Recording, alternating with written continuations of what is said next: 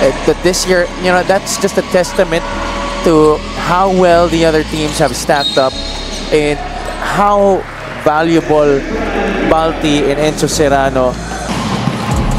Jerome Santos to Nino Ibanez. Bernabe, 20-foot jumper, and finally, makakaupo na ang kanyang mga teammates in the bench. Quezon City with J.K. Casino, Nino Ibanez, Dave Bernabe, Jay Manalang, and Gabe Capasio. Pampanga will start off with John Fa, Archie Concepcion, Chris Lalata, Allen Mina, and Jamo Egilos. Our referees for this ball game, Benjo Estroga, Manuel Binondo, Afea Marunilla, and fourth man is Alan Marunilla. Coming off the bench. And Chris Lalata also. Lalata up top. Fading away, Chris Lalata with his silky smooth jumper to open up the game for Pampanga. His third start para dito sa Pampanga. Chris Lalata, Lalata up top. Now at the post, Jamo Egilos, face-up jumper, and the two bigs showing the range for the Giant Lanterns. And you're seeing here at the start that this year, that's just a testament to how well the other teams have stacked up and how valuable Balti and Enzo Serrano both have been to Pampanga. Both of them was really a big loss para sa kanila. I cannot state that. They have yet to face. So tinalo sila ng Abra, Nueva Ecija, Caloocan, and Pangasinan as Archie Concepcion swoops in. Jerome Santos to Nino Ibanez. Bernabe, 20-foot jumper, and finally, makakaupo na ang kanyang mga teammates in the bench.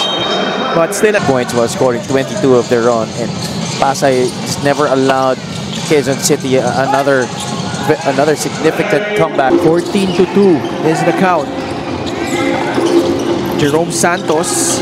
Bernabe, strong take inside. Pampanga. Supportive meaning, supportive sa kanyang better half na si June Bonsubre. GP flick niya galing sa PBA, yung kumpiyansa, kitang-kita mo sa kanya. Yun na nga eh. They got a new and improved. Talagang nakapag-establish na siya nung kanyang resume. Here he is, knocking down that 3-point shot. And mas kalmado na, nakikita mo. Top. Skip pass, Nermal. Just around the same spot, a different result this time, but the putback. Securing that defensive rebound because you're guarding a spot on the floor, not really a man. Young Renz Alcoriza, and Sonny is still. Muyang, power dribble, lays it up and in. Red Cunanan, he attacks. And he draws a foul. Players at ayaw nilang lumapit sa kalaban. So he said they really had Pampanga if they are no longer scared. He had to redraft a... Maraming salamat, Gianna, no? And also just producing 9 points in the first quarter. Reds Palma drills in a free. Multiple players contributing to their cause. While on the other side, hirap sila makapuntos dito. That might... I think lang mas older si Jeff ng konti. Oh, mas nauna siya dun sa mga nabanggit. Someone got called for a foul here against Quezon City. Inside the shaded area. Still tries a free and knocks that one down. Ito yung magiging masakit kung patuloy na. Sa poste, Egilos met by a double team. Great cut, still gets the basket and one. Defensively, you got to be more focused. Halt their progress with those bumps. But here, clearly, Estil was quicker than Bernabe. Side player. Binanggit ni Gianna how seemingly Quezon City is playing with a lot of fear. Yan si Edsel Rojas bounce out. Jason Puray, siya na magbababa dito. Puray, this time attacks. Oh! What a shot! Absorbing contact, making it anyway for 2 points. Epitome of going hard to the basket. And that's against a very athletic Sonny Estil at that. That is no joke. 38-20. John Fa and Allen Mina return for Pampanga. Mina drives, flips it up, and free throws coming up for Allen. Ang Pampanga continues to get QC off guard here. They Tried to attack, but got foiled there by the defense of Pampanga. Allen Mina top and in. I thought there should have been a travel there. Ibanez, much needed basket from beyond the arc. The first make. It is imperative that Nino Ibanez gets things going here, but their defense has to be better. Yang na yung kupunan mo, your coaching is part of the North Division. Nakadikit yung pantala itong Quezon City. Kanina pa nagsa-struggle in putting the ball in the basket. Look out, Chris Nalata will just lay it in for 2 points here in the first half. Unana now trying to break down the defense of his defender, and he does. Basket plus a foul. Good, strong drive. Gixer, great move off the game. Born for greatness. Using the left hand also. Look at this. The spin. That was set up by a double cross. Previous. Armenion lost it to Sidney Mosqueda. Great outlet. Hunanan. Oh, the composure. Finding Ladimo for 2. Hunanan, extra feed. Tautoan all day to shoot. Wala pa din. Huray. Siyang susubok sa 3. Yes! Lead down to 3.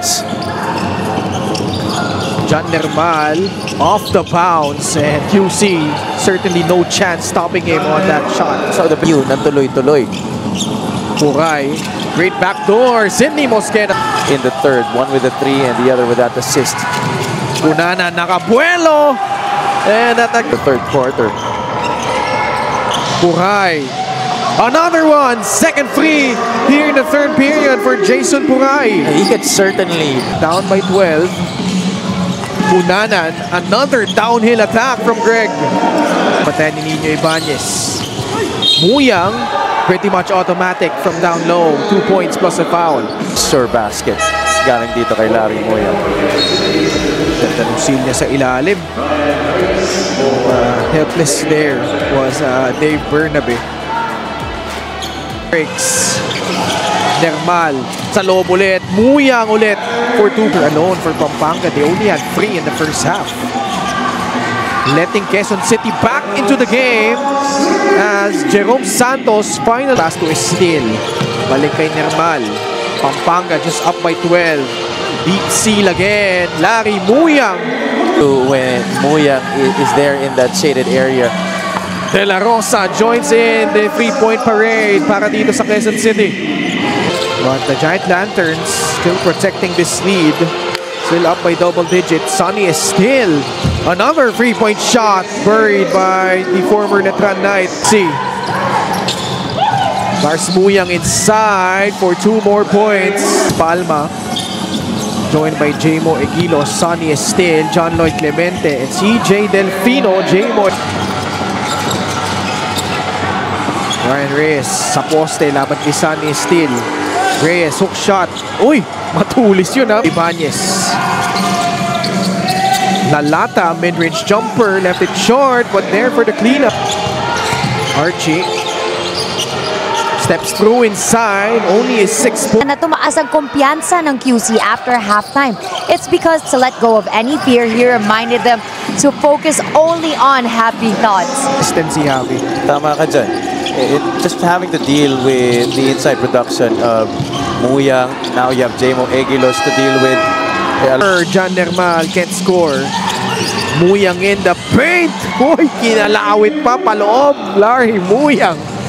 Ganong klaseng tira dahil alam mo, nandyan si Larry Muyang, nandyan si Jamo Eguilos. One way or another, they're gonna have a good chance of getting an offensive rebound if you miss. By Nino Ibanez to keep them to within striking distance. Ooh. Puray just lost it. Eguilos will lay it in. 4 minutes left. Matalino magbasa ng depensa. Delfino puts in a free. City fall behind early in a lot of games this season, and then they make a really gallant fight back, only to fall short in the end. And that might just be the case again here, Ranji. Siya nakaupo. Bakit hindi pa siya nakita? Diyan lang yan. Eto, nandito sa kaliwa Ayun natin. pala. At may foul na tinawag, basket. Hold on to the lead.